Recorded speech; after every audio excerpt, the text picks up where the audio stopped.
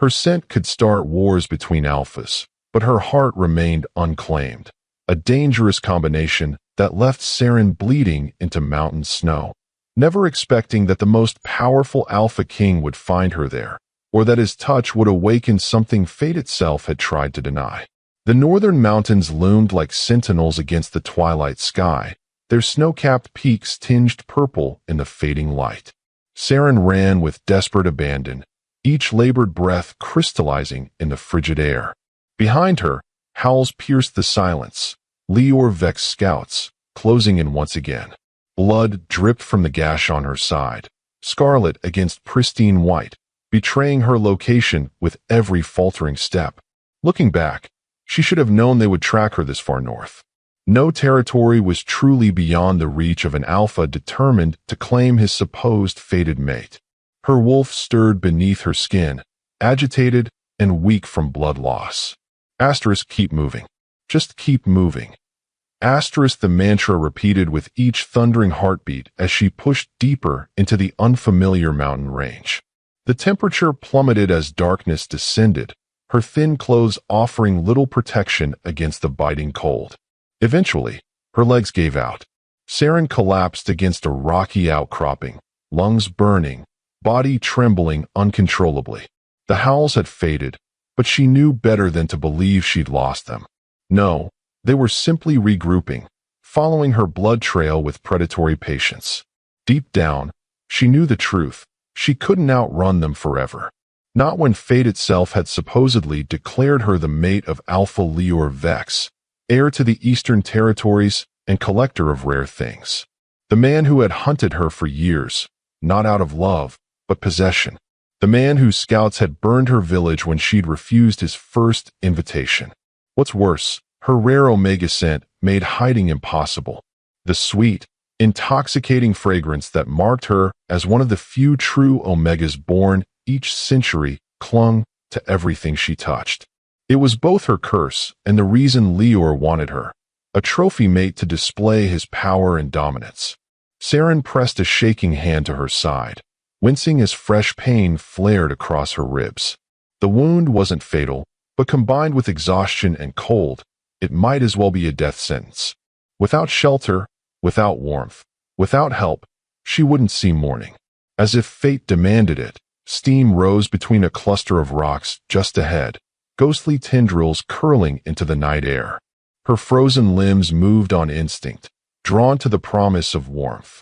Seren stumbled forward, pushing through dense underbrush until she discovered a small, steaming hot spring nestled in a natural stone alcove, hidden from the world. The tension broke. Tears of relief sprang to her eyes as she collapsed at the water's edge. The spring wasn't large, but steam billowed from its surface, creating a pocket of blessed warmth in the freezing mountain night. Her wolf pressed forward, instincts urging her towards safety and healing. Without thinking, Seren stripped off her blood-soaked clothes. Each movement sent fresh pain radiating from her wound, but the promise of warmth overrode everything else. She slipped into the water with a soft gasp, the heat nearly unbearable against her frozen skin before transforming into exquisite relief. Between one breath and the next, her guard faltered. Exhaustion claimed her as she leaned against the smooth rock edge, eyes drifting closed despite the dangers still pursuing her. The hot spring enveloped her like a living thing, the mineral-rich water tingling against her skin, dulling the sharp edges of pain and fear. While the forest held its breath, she didn't hear the approaching footsteps, didn't sense the presence watching from the shadows. Not until a deep voice broke the silence. "You're bleeding." Seren's eyes snapped open, terror flooding her system as she scrambled backward, water splashing violently around her. A man stood at the spring's edge, impossibly tall, broad-shouldered, his face half hidden in shadow. Her heart slammed against her ribs so hard it hurt. "Stay back," she warned, voice raw from cold and fear. Her wolf, however, didn't share her panic. Instead, it stirred with curiosity, with something that felt unsettlingly like recognition. The stranger made no move to approach. "Your wound needs treatment," he said, his deep voice oddly gentle despite its commanding tone. You'll bleed out otherwise. As the steam shifted, moonlight illuminated his features, and Seren's breath caught in her throat. He was beautiful in a severe, uncompromising way. High cheekbones, strong jaw dusted with dark stubble, and eyes like winter ice. But it was the scar that captured her attention, a jagged line running from temple to jaw on the left side of his face, silver in the moonlight. "Who are you?" she demanded, struggling to keep her voice steady as she sank deeper into the water, conscious of her nakedness. "Someone who knows what it's like to be hunted," he replied, kneeling to place something on the stone edge, a small leather pouch. "Medicine, for your wound." The space between them burned with unspoken questions. He made no move to introduce himself further, and Seren offered nothing in return. Yet something primal crackled in the air between them, an awareness that transcended words or introductions. Her wolf stirred beneath her skin, pressing forward with unexpected eagerness. "Safe," it seemed to whisper. "This one is safe." But Seren had survived this long by distrusting such instincts. "I can't reach it," she said instead, nodding toward her injured side. A half-truth that served as test and challenge. The stranger's ice-blue eyes narrowed slightly. Without a word, he shrugged off his heavy cloak and draped it over a nearby rock, within her reach, but not crowding her. A silent answer to her unasked question, "I won't come closer without permission." "May I?" he asked, his voice carrying no expectation, only calm inquiry. As though fate whispered in her ear, Seren found herself nodding. Her wolf practically purred with approval as the stranger knelt at the spring's edge, rolling up the sleeves of his simple black tunic to reveal forearms corded with muscle and mapped with scars. A warrior's arms, not a nobleman's. His touch, when it came, sent electricity racing across her skin. Large, calloused hands worked with surprising gentleness, cleaning the wound with water from the spring before applying salve from the leather pouch. His proximity should have terrified her. An unknown male, an alpha by his scent, touching an unclaimed omega. Yet fear was the furthest thing from what Seren felt. "You're running from someone," he said, not a question, but an observation as he worked. "Aren't we all?" she countered, watching his face for any reaction. A ghost of a smile touched his lips. "Some run from fate, others from themselves." "And which are you?" she asked, surprised by her own boldness. The air thickened as his ice-blue gaze locked with hers. "Neither. I stopped running long ago." Something inside her shifted, clear as day, at his words. Her wolf recognized something in this scarred stranger that Seren herself couldn't name. Something that made her heart beat faster for reasons entirely separate from fear. "There," he said, securing a makeshift bandage around her ribs. "It will hold until you reach somewhere safer." Before she could respond, howls pierced the night. Closer now, more urgent. Lior's scouts had picked up her trail again. Terror flooded Seren's system, her body tensing for flight despite knowing she had nowhere to go, no strength left to run. The stranger's reaction was immediate and startling. A low growl rumbled from his chest, primal and protective. His eyes flashed with something ancient and dangerous as he rose to his full height, scanning the forest with predatory intensity. "They're hunting you," he said, understanding dawning in his expression. Seren nodded, too exhausted for pretense. "They won't stop until they find me." Without warning, he extended his hand toward her. "Then we ensure they don't." Her chest ached with unexpected longing. This man, this stranger with ice in his eyes and gentleness in his hands, offered protection when no one else had. Her wolf pressed forward, urging her to trust, to take what was offered. As the howls grew louder, Seren made her choice. Her hand trembled as she placed it in his much larger one, allowing him to help her from the spring. The moment their skin connected, something electric passed between them, recognition, possibility, danger.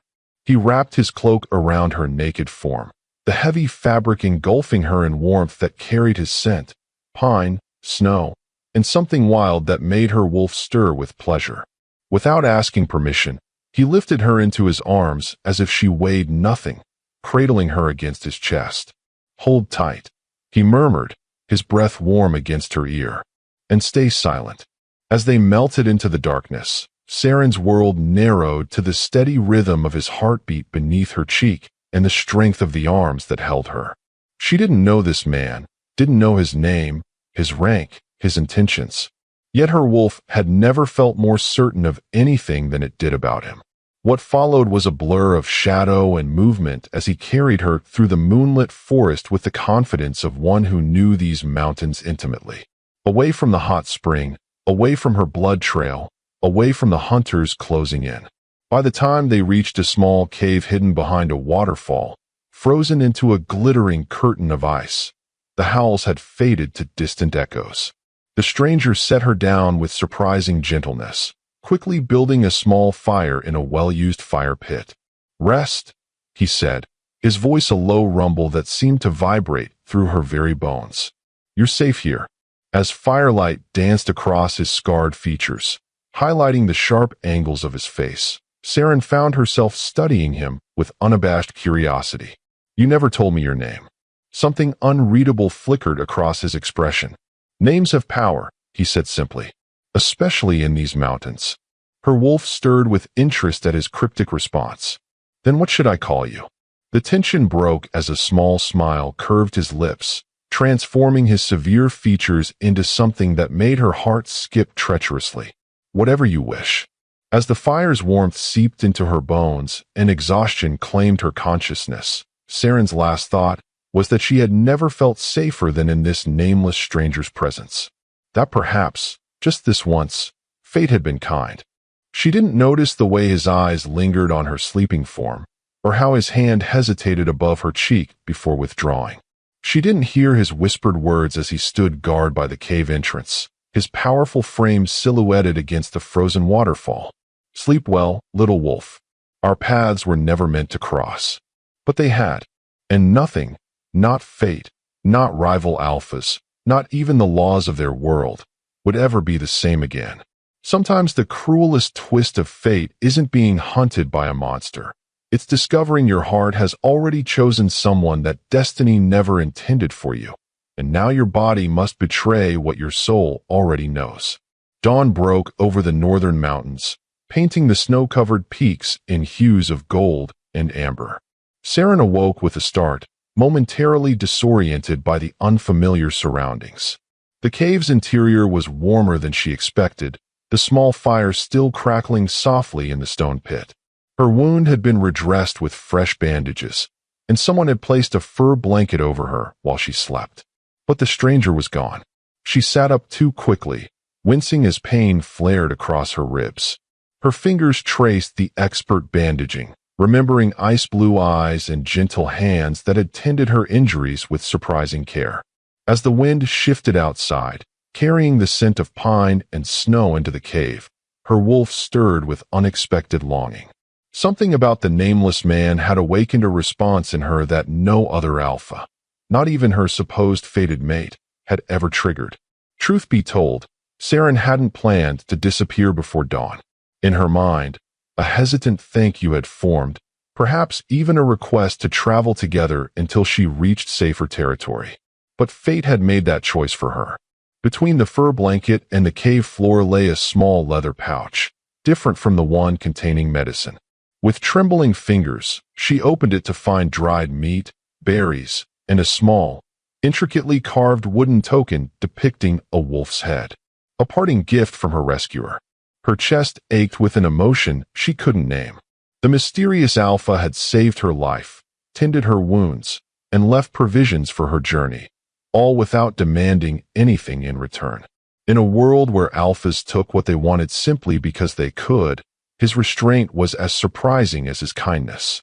Seren dressed quickly in her now dry clothes, tucking the wooden token into her pocket. She needed to keep moving. Lior's scouts might have lost her trail temporarily, but they would never stop hunting.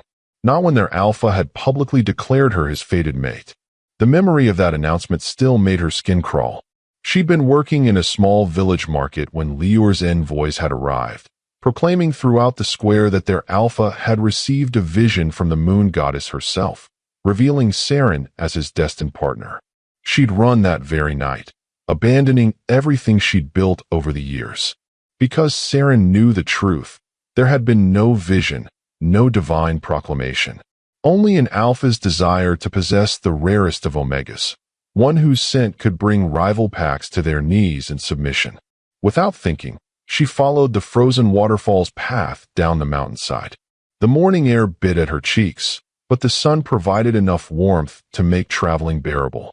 Her wound throbbed with each step, yet felt remarkably better than it had the night before.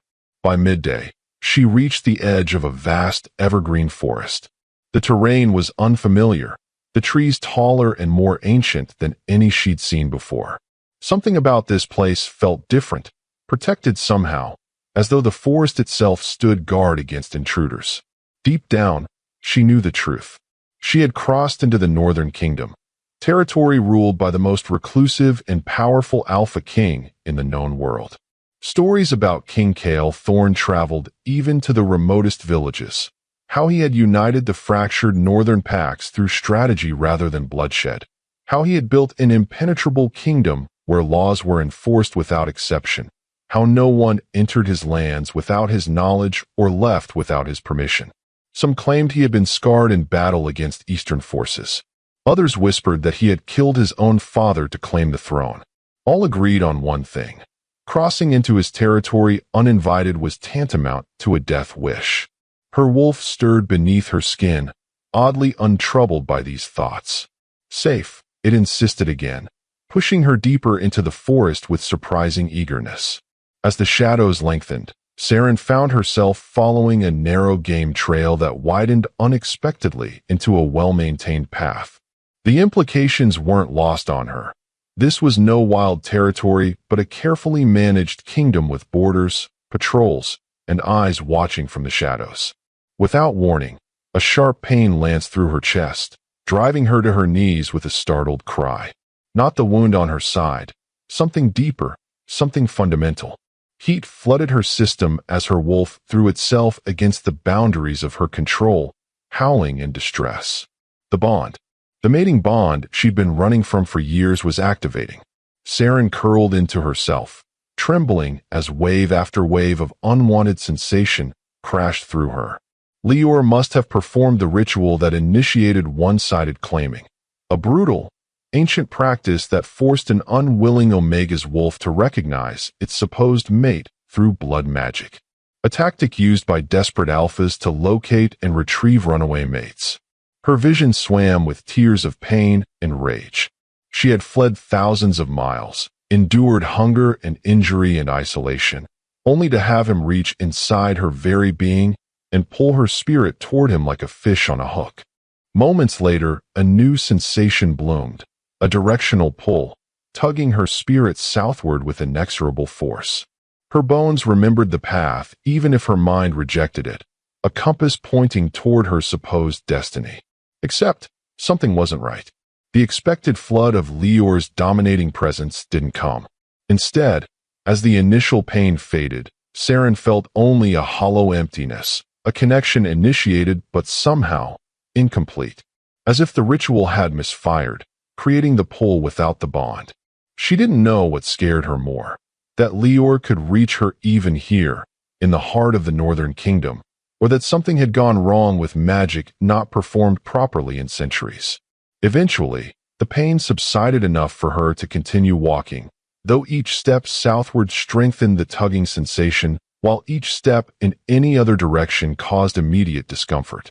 She was being herded like an animal, drawn back to the eastern territories whether she willed it or not. As twilight descended, transforming the forest into a cathedral of shadows and fading light, Seren stumbled upon a small hunting cabin nestled between ancient trees. Her instincts screamed danger. Entering any structure in these woods meant risking encounter with northern wolves, yet the pull of shelter overrode caution. The cabin door swung open at her touch, revealing a single room equipped with basic necessities: a hearth, a narrow bed, dried herbs hanging from rafters, and shelves stocked with provisions. Everything meticulously maintained, yet bearing a fine layer of dust, as though the owner visited infrequently. Her wolf stirred with surprising recognition. This place carried a familiar scent: pine, snow, and that indefinable wildness that had wrapped around her in the stranger's cloak the night before. The space between them burned even in his absence. Against all reason, against every survival instinct, Seren found herself drawn to the bed, burying her face in the simple pillow to inhale the scent that made her wolf sigh with inexplicable contentment. Just like that, everything changed. The southward pull faltered momentarily, confusion rippling through the incomplete bond as her wolf responded to a different call altogether. For one breathtaking moment, Seren glimpsed a possibility she had never considered, that fate might be wrong, that her wolf might choose differently than the moon goddess had decreed. The moment shattered as voices approached outside, northern patrol wolves, their low conversation carrying clearly to her sensitive hearing. "King Thorn has called all border guards back to the citadel," one said, his tone tense with unspoken concern. "Another proclamation from the Eastern Territories?" his companion asked. "Worse, Alpha Vex has announced the Moon Summit will be held at next full moon. He's demanding all pack leaders attend to witness his mating ceremony." "To whom?" "That Omega he's been hunting." "The very same. Apparently he's activated the old claiming bond. Says she'll have no choice but to appear." Her heart skipped painfully. The Moon Summit, a rare gathering of all major pack leaders to discuss territory disputes and alliances, wasn't due for another year. For Lior to demand an early convening, centered around a mating ceremony no less, spoke to his desperation or his arrogance. "What's our Alpha King's response?" the first guard asked. A beat of silence followed. "He's attending." The words hung in the air like a physical threat. If Kale Thorn himself planned to attend the summit, it signified matters more serious than a mere forced mating. Political alignments were shifting. Alliances were being tested. And Seren, a nameless Omega whose only value lay in her rare scent, had somehow become the centerpiece of a power struggle between the most influential alphas in the known territories. As if the world narrowed to this single moment of clarity, Seren understood her options had dwindled to none. The claiming ritual, incomplete though it felt, would draw her inexorably toward Lior. Fighting it meant enduring escalating pain that would eventually incapacitate her completely. Submitting meant surrendering to a male who saw her not as a partner, but as a possession. Her fingers closed around the wooden wolf token in her pocket, the small carving warm against her palm. The stranger from the hot spring, her mysterious rescuer with ice-blue eyes and gentle hands, had shown her more kindness in one night than Lior had in years of pursuit. With her wolf pressed forward, she made a decision that defied logic and self-preservation alike. She would attend the Moon Summit, not to submit to Lior's claim, but to look once more into the eyes of the scarred stranger who had saved her life. Because deep down, she knew the truth that shook her to her very core. If he asked, she would follow him anywhere, fate's decree be damned. What she couldn't know, as she curled on his bed surrounded by his scent, was that in the royal chambers of the northern citadel, King Kale Thorn stood before his council, a proclamation from the eastern territories clenched in his fist and rage burning in his ice-blue eyes. "The Omega from the hot spring is Seren?" he demanded, his voice deadly quiet as counselors shrank back from his barely contained fury. "The same Omega that Lior Vex claims as his fated mate?" The silence stretched taut as a bowstring as the implications settled over the room.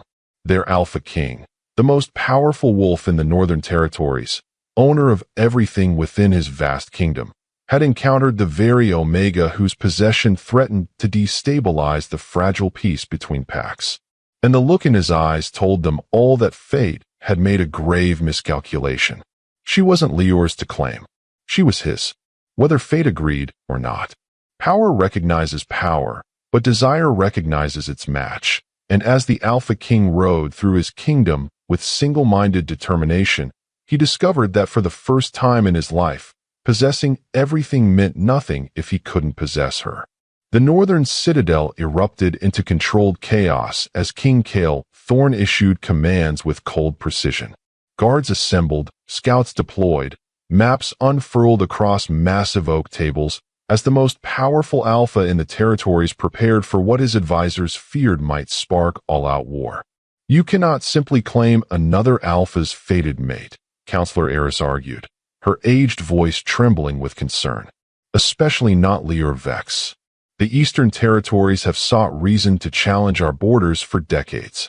Kel's expression remained impassive, but those who knew him well recognized the dangerous stillness that had settled over him, the calm before a devastating storm. The moon goddess makes no mistakes, he replied, voice like sharpened steel. If this Omega were truly Lior's fated mate, why did she run? Why has she evaded him for years? Many Omegas resist the initial claiming. Another counselor ventured cautiously, especially those raised outside pack structures. It doesn't invalidate the bond. Kale turned toward the massive windows overlooking his snow-covered kingdom, memories of the previous night replaying in his mind. The Omega in the hot spring, Seren, with her defiant eyes and wounded vulnerability. The way her scent had enveloped him, awakening something primal and protective he'd thought long buried beneath duty and crown. The inexplicable rightness he'd felt when carrying her to safety. She's in our territory now, he said finally, turning back to face his council. That places her under northern protection. My king, Eris began, choosing her words carefully. What exactly did you feel when you encountered this Omega? Was it merely the rare scent that compelled you, or something more personal? The air thickened with tension as Kale's eyes narrowed dangerously. No one questioned the Alpha King about personal matters, not even his most trusted advisors. Yet instead of the expected rebuke, his response came measured and deliberate. When I found her, I felt something I've never experienced before. His admission hung in the charged air. Not possession, not dominance. Something different. Recognition dawned in Eris's aged eyes. The true bond, she whispered, awe and fear mingling in her voice. Murmurs rippled through the council chamber. The true bond, rarer even than fated mates, was the stuff of ancient legends. A connection that transcended the moon goddess's decree, formed not through predetermined fate, but through genuine soul recognition. The oldest texts spoke of such bonds forming perhaps once in a generation, if at all. Impossible, another counselor scoffed. True bonds are myths, stories to comfort those not blessed with fated mates. And yet, Kale said quietly, deadly certainty in his voice, I would know her anywhere, even blindfolded in a room of thousands. I would recognize her by the way my wolf responds to her presence alone. No one dared challenge him further. The decision had been made before the council had even convened. King Kalethorn would pursue this Omega, consequences be damned. As wolves scattered to execute his commands, Kale retreated to his private chambers. From a locked drawer, he withdrew a small wooden box inlaid with silver. Inside lay a delicate silver chain bearing a pendant of polished moonstone, an heirloom meant for the Queen of the Northern Territories, unworn for 3 generations. His fingers closed around it with uncharacteristic gentleness. For the first time in the decade since claiming his throne, Kale allowed himself to imagine sharing his reign, his life, his bed with another. Not for political advantage or pack alliance, but for something far more dangerous, connection. Shadows danced between them, even separated by miles. He would find her. He would claim her. Not because fate demanded it, but because for the first time since becoming king, Kalethorn wanted something for himself alone. Meanwhile, miles away in the small hunting cabin, Seren paced restlessly. The southward pull of the incomplete bond had intensified overnight, creating a persistent ache behind her ribs that made each breath a conscious effort. At this rate, she would be physically unable to resist the compulsion within days. What's worse, her thoughts kept returning to the mysterious stranger, to King Kalethorn. She corrected herself, still struggling to reconcile the gentle rescuer from the hot spring with the legendary Alpha King, whose name inspired fearful whispers throughout the territories.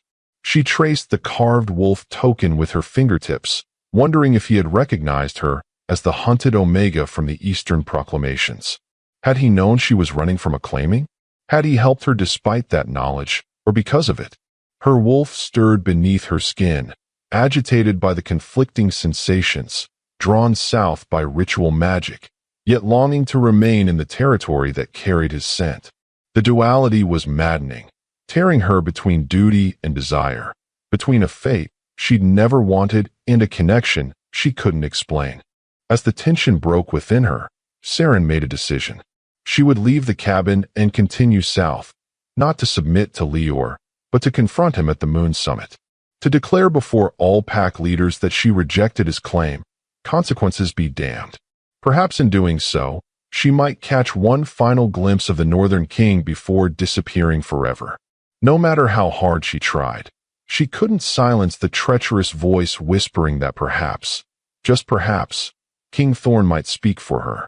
That the momentary connection they'd shared might mean something to him as well. The moment their eyes locked in her memory, Seren felt her cheeks flush with heat that had nothing to do with the cabin's small fire.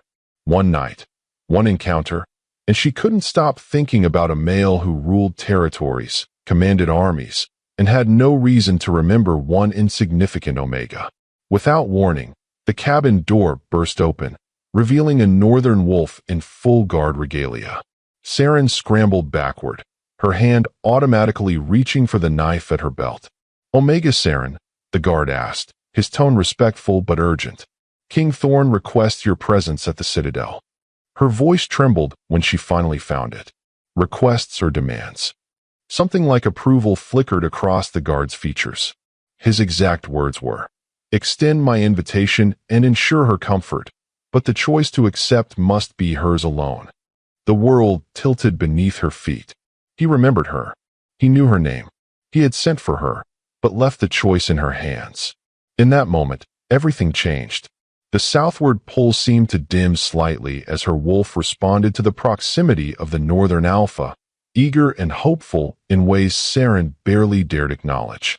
"And if I decline?" she asked, needing to test the boundaries of this supposed choice. "Then I am to provide supplies for your journey, wherever you choose to go, and offer escort to our borders." The guard's answer came without hesitation, clearly rehearsed.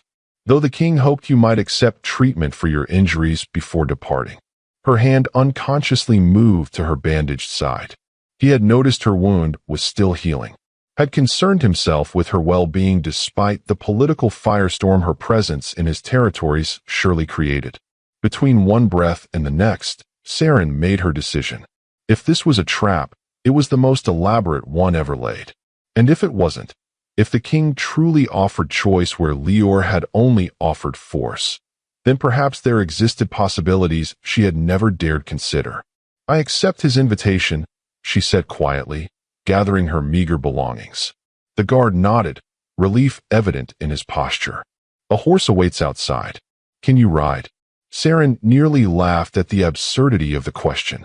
She, who had lived as a hunted nomad for years, being asked if she could perform such a basic skill.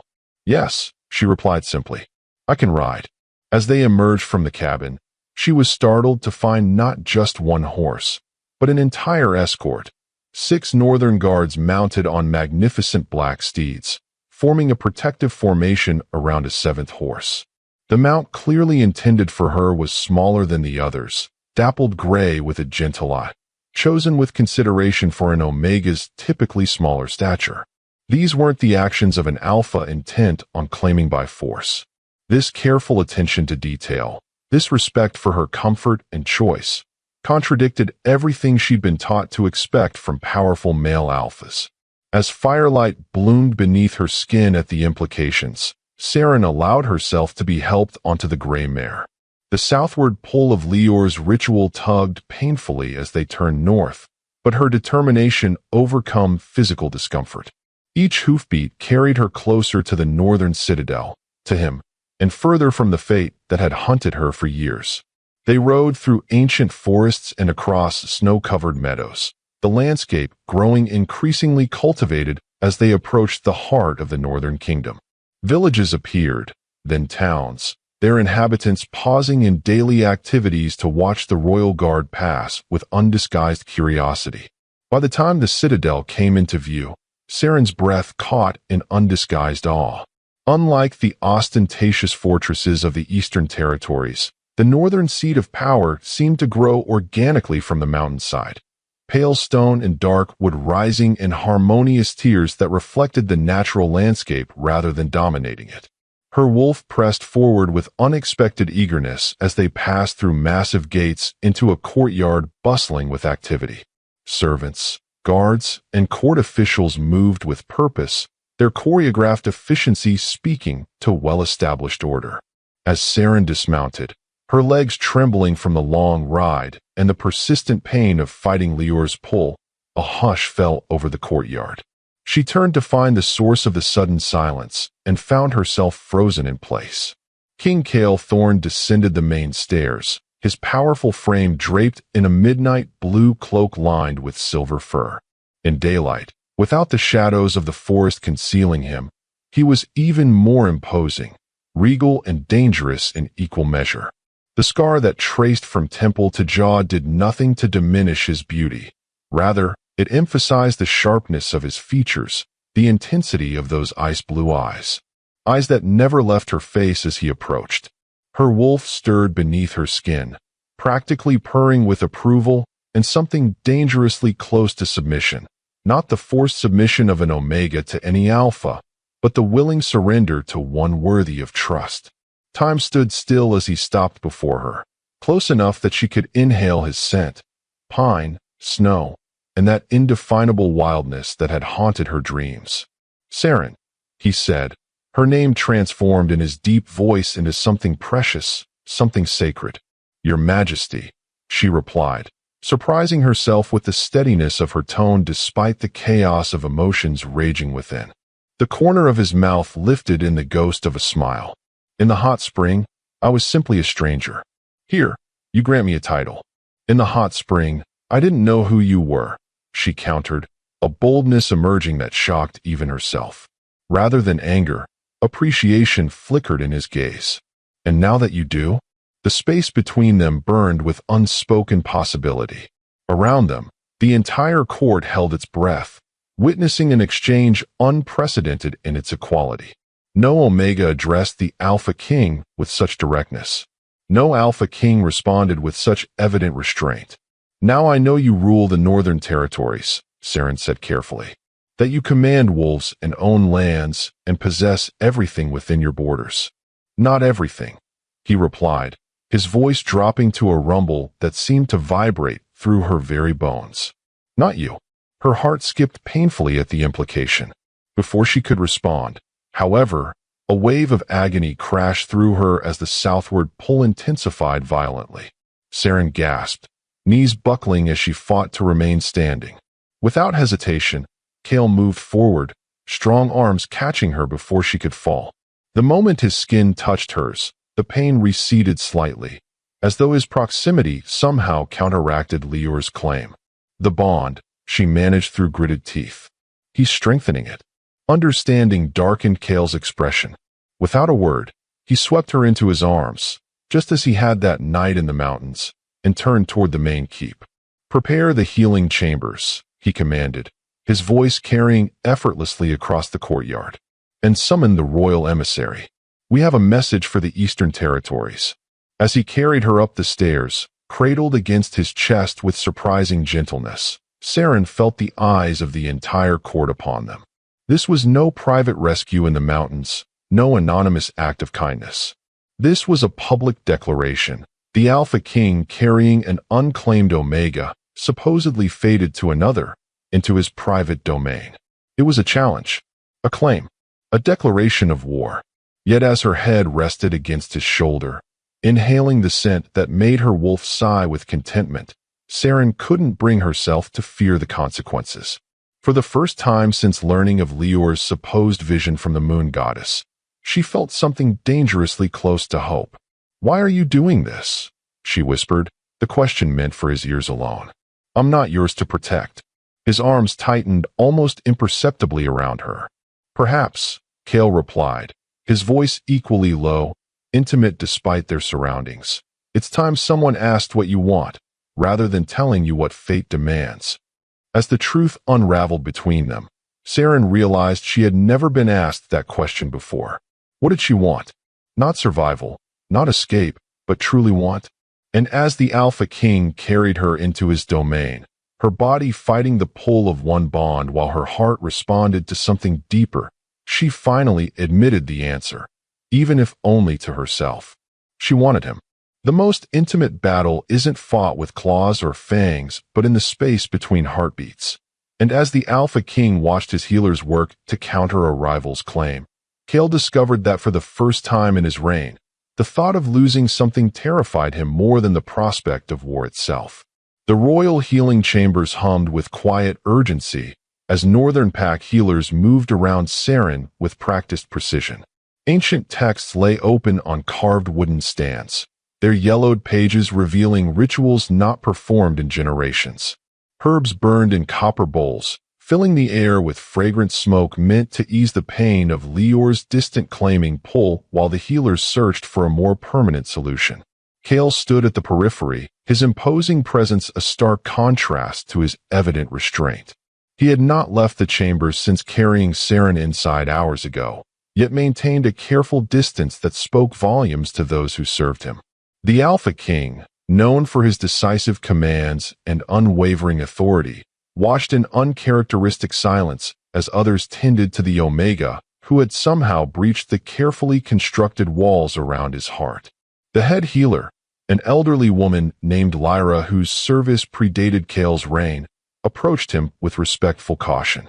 "The ritual binding is strong, Your Majesty," she said, voice low enough that Seren couldn't overhear from where she rested. Not complete, but aggressive. Alpha Vex employed blood magic of the oldest kind. "Can it be broken?" Cale asked, his tone betraying nothing of the turmoil beneath. Lyra's weathered face creased with concern. "Breaking another Alpha's claim is dangerous territory. The traditional countermeasures require." She hesitated, choosing her words carefully. "Intimate connection between the Omega and the Alpha who wishes to counter the claim." The air thickened between them as the implication settled.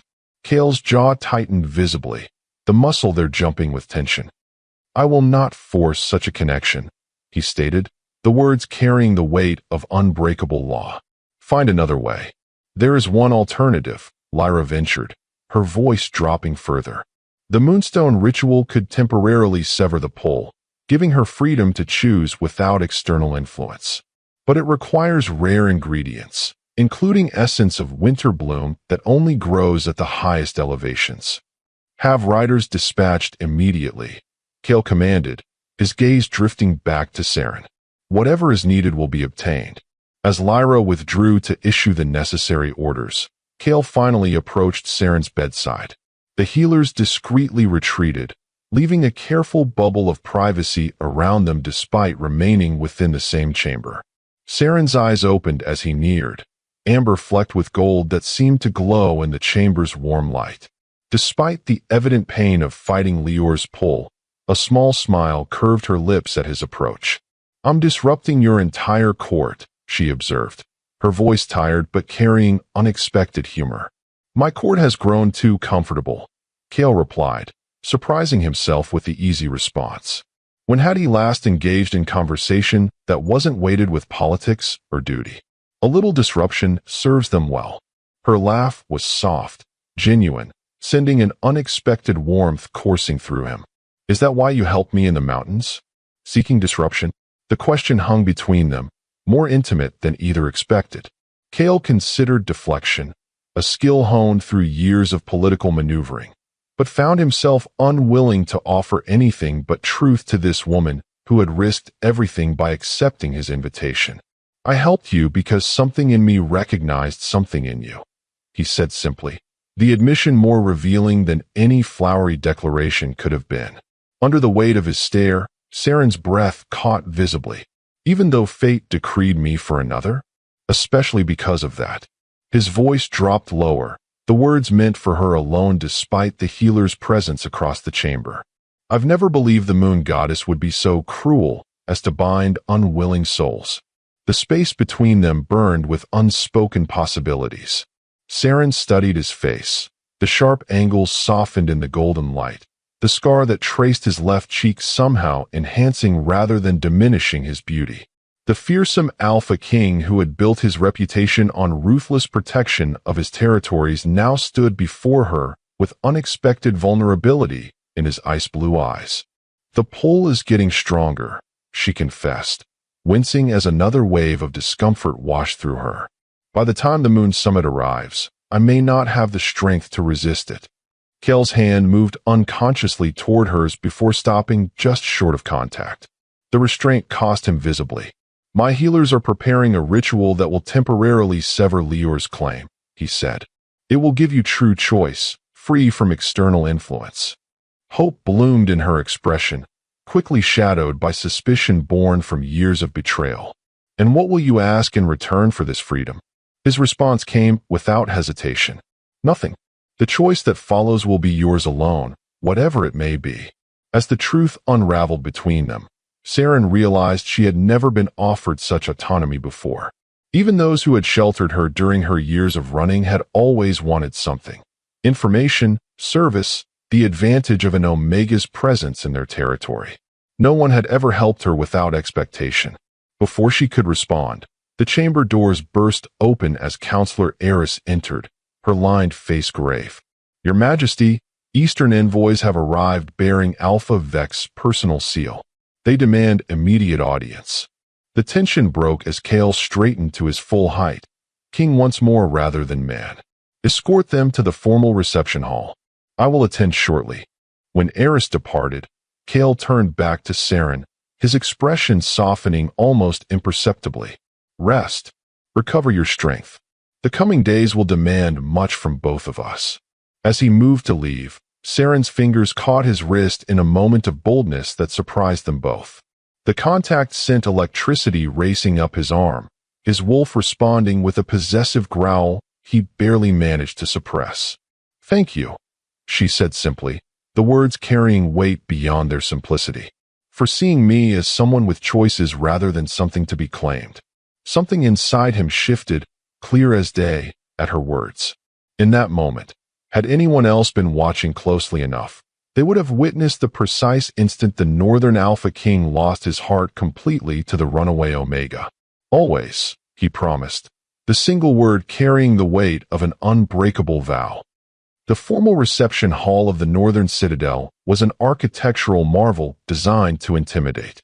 Massive timber beams arched overhead like the ribs of some great beast, while floor-to-ceiling windows offered breathtaking views of snow-covered mountains, a constant reminder of the harsh beauty and unforgiving nature of the Northern Territories. Kale sat upon the ancient throne carved from a single piece of ironwood, his posture relaxed yet radiating an authority that filled the cavernous space. Whatever turmoil he felt at confronting representatives of his rival remained perfectly concealed behind a mask of regal indifference. The Eastern envoys entered with the strutting confidence typical of Lior's court, three wolves dressed in elaborate finery that looked absurdly ornate against the Northern court's more austere aesthetic. The lead envoy, a sharp-featured beta with calculating eyes, approached the throne with only the most perfunctory bow. "Alpha King Thorn," he began, his accent revealing Eastern origins. "I bring words directly from Alpha Lior Vex of the Eastern Territories." "Proceed," Kale replied, voice deliberately neutral despite the tension humming through his body. The envoy unfurled an ornate scroll sealed with blood-red wax. "Alpha Vex formally requests the immediate surrender of his fated mate, Omega Seren, who has unlawfully sought refuge in Northern Territories. She is bound by sacred claim and divine decree to attend the mating ceremony at the upcoming moon summit." Murmurs rippled through the Northern courtiers gathered as witnesses. The wording was deliberate, not a request between equals, but a demand thinly veiled in diplomatic language. Kel's expression remained impassive, though those who knew him well noticed the dangerous stillness that had settled over him. "The Omega in question entered my territories seeking sanctuary, which has been granted under Northern law. No wolf, regardless of status, will be surrendered against their will while under my protection." The envoy's smile didn't reach his eyes. "Alpha Vex anticipated your reluctance. He wishes to remind the Northern Court that interfering with a fated mate bond violates the most sacred laws of our kind." The moon goddess herself has decreed this union. Has she? Kale asked, his tone deceptively conversational despite the challenge implicit in his words. Strange that the Omega would flee thousands of miles to escape this supposedly divine decree. Momentary uncertainty flickered across the envoy's features before his diplomatic training reasserted itself. Female Omegas, particularly those raised outside proper pack structures, often resist their true destiny out of fear or confusion. Alpha Vex has shown remarkable patience in his pursuit. Kale leaned forward slightly, the subtle movement somehow more threatening than any overt display of aggression. In the Northern Territories, we believe the moon goddess speaks through choice as well as fate. Omega Seren will attend the moon summit as my honored guest, under my personal protection. There, she may speak for herself regarding her desires. The envoy's face flushed with poorly concealed anger. This is unacceptable. Alpha Vex has activated the sacred claiming bond. She is his by right and ritual. A ritual performed without consent. Kale countered, ice creeping into his tone. A violation of her autonomy that will not stand in my territories. The air thickened with tension as the standoff stretched between them. Finally, the envoy produced a second, smaller scroll. Alpha Vex anticipated your interference. He offers a compromise. Kale's eyes narrowed fractionally. Speak it. The Omega will remain here until the moon summit, provided she arrives untouched by any other Alpha. The implication hung heavy in the air. At the summit, she will be given opportunity to accept or reject the fated bond before all pack leaders. Should she reject it? He paused dramatically. Alpha Vex will honor her choice, though such rejection defies all natural law. The offer surprised even Kale's most seasoned advisors. Lior Vex was not known for compromise or respect for autonomy. Suspicion flared immediately in Kale's mind. There must be some angle, some trap he wasn't seeing. Despite that, the terms offered something valuable: time. Time for his healers to prepare the Moonstone ritual, time for Seren to recover her strength, time to counter whatever game Lior was playing. I accept these terms with one addition, Kale replied smoothly. The Omega remains under Northern protection until and during the summit. Any attempt to remove her by force or coercion will be considered an act of war against the Northern Territories. The envoy hesitated, clearly unprepared for Kale's counteroffer. I will convey your terms to Alpha Vex. Do so, Kale commanded, rising from his throne in a clear dismissal. And remind your Alpha that while the Northern Territories respect tradition, we value free will above all else. Even the moon goddess, in her wisdom, allows her children to choose their paths. As the Eastern envoys withdrew, Counselor Eris approached the throne, her face lined with concern. This is unlike Lior Vex, she murmured. He doesn't compromise. He doesn't respect choice. What game is he playing? One we must be prepared to counter. Kale replied, his gaze drifting toward the chamber where Seren rested. Double the guard on the healing quarters. And send word to our allies. I want eyes on Lior's movements from now until the summit. As the court dispersed to execute his commands, Kale remained alone with his thoughts. The political ramifications of his decisions would echo through the territories for generations. Challenging another Alpha's claim to a fated mate was unprecedented. Defying the moon goddess's supposed decree was practically heresy. Yet when he closed his eyes, all he could see was Seren's face, her defiant courage, her unexpected humor, her genuine gratitude for the simple act of being given a choice. His wolf stirred beneath his skin, restless and possessive in ways he had never experienced before. With every heartbeat, he became more certain. Whatever came next, war, political upheaval, divine retribution, would be worth facing for the chance to see her truly free to choose her own destiny. Even if that choice led her away from him. Trust forms in broken pieces, not seamless wholes. And as moonlight spilled across her skin during the ancient ritual meant to free her from one Alpha's claim, Seren realized the terrifying truth that the chains she now feared most were the ones she was forging herself around Kale's heart.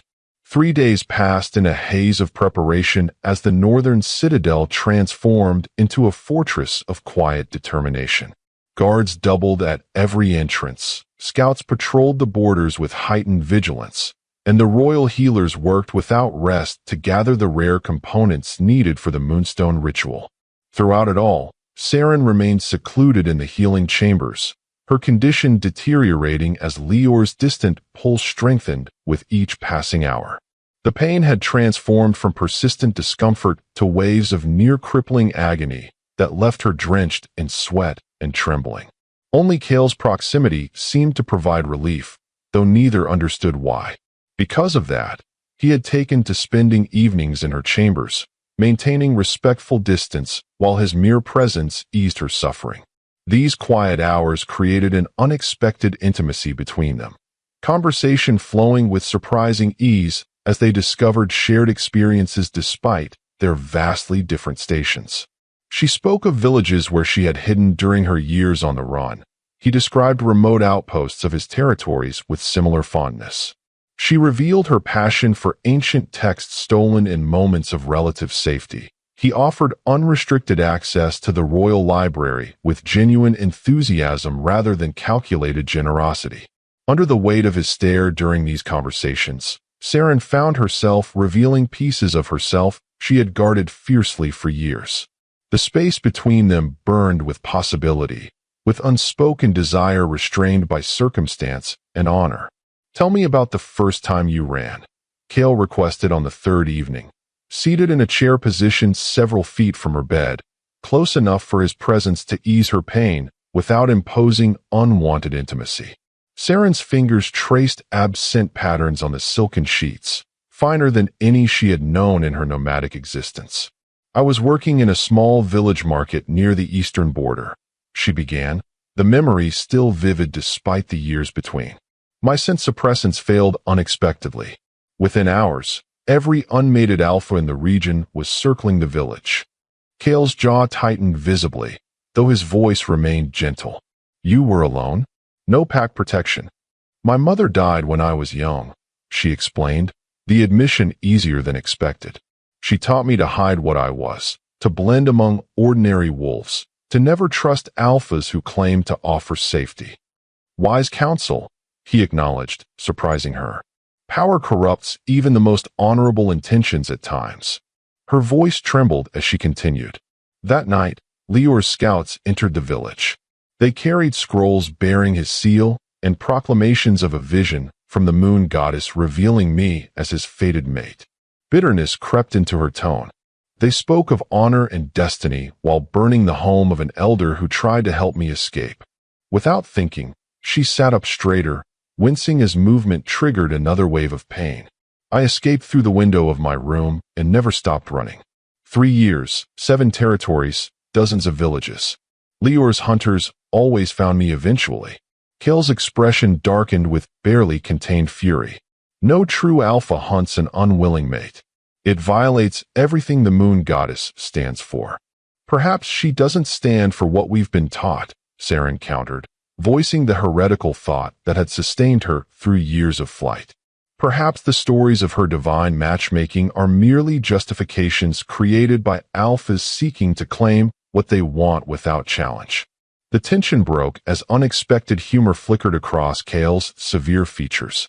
"Speak such blasphemy in the Eastern Territories and you'd face execution," he observed, though approval rather than censure colored his tone.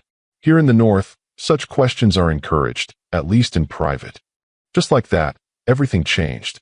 This powerful alpha, this king who commanded territories and armies, valued her mind as much as her rare Omega status. The realization sent warmth blooming through her chest that had nothing to do with the bond and everything to do with genuine connection. Her heart skipped with an emotion she dared not name. "Why did you really help me that night at the hot spring?" she asked softly, the question that had lingered between them finally given voice. "You didn't know who I was then." Kale's gaze turned distant, contemplative. "When I found you bleeding in the snow, I saw someone fighting against overwhelming odds with extraordinary courage." His voice dropped lower, more intimate. My wolf recognized something in yours before my mind understood what it meant. And now? She pressed, needing to hear the truth, whatever it might be.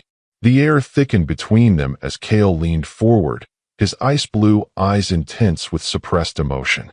Now I know that fate made a grave mistake in decreeing you for another. Before she could respond, a sharp knock interrupted the charged moment. Healer Lyra entered, her weathered face alight with purpose. The preparations are complete, Your Majesty. We can perform the Moonstone ritual tonight, while the moon is at its apex. Kale rose immediately, his regal mask slipping back into place. Make the final arrangements. I'll inform the council. As he moved to leave, Seren called after him. Will you be present for the ritual? Something vulnerable flickered across his features before disappearing behind careful control. Only if you wish it. I do, she replied without hesitation, the simple admission carrying weight beyond the immediate request. A ghost of a smile touched his lips, the small, genuine expression she had come to treasure for its rarity. Then I will be there. The ancient ritual chamber deep beneath the northern citadel hummed with arcane energy.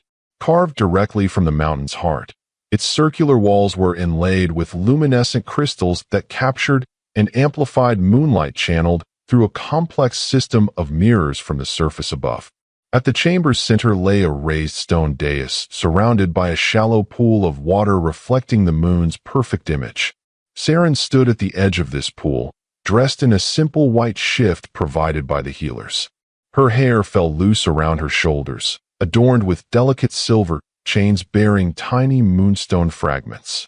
The ceremonial preparation had taken hours, ritual bathing in water infused with winter bloom essence, marking her skin with protective symbols using pigment ground from rare northern herbs. Meditation to prepare her spirit for the breaking of supernatural bonds. Around the chamber's perimeter stood 7 senior healers, including Lyra, each holding a carved staff topped with larger moonstone crystals. Their expressions betrayed the gravity of the ritual they were about to perform, an ancient ceremony not conducted in living memory, designed to sever mystical connections imposed without consent. Kale stood apart from the others, his powerful presence somehow both commanding and restrained. He wore ceremonial attire befitting his rank, midnight blue robes embroidered with silver that caught the moonlight, making him appear almost ethereal despite his imposing stature. Their eyes met across the chamber, and despite the distance between them, Seren felt a flutter of connection that transcended physical space. The ritual requires you to enter the pool when the moonlight reaches its zenith, Lyra explained, her voice taking on the rhythmic cadence of formal ceremony. The water has been prepared with elements that counter claiming magic. You must submerge completely while we channel the moonlight through the stones. Her voice trembled when she found it. And the risks? Lyra's aged face reflected solemn honesty. Breaking another alpha's claim is dangerous. There will be pain as the bond fragments.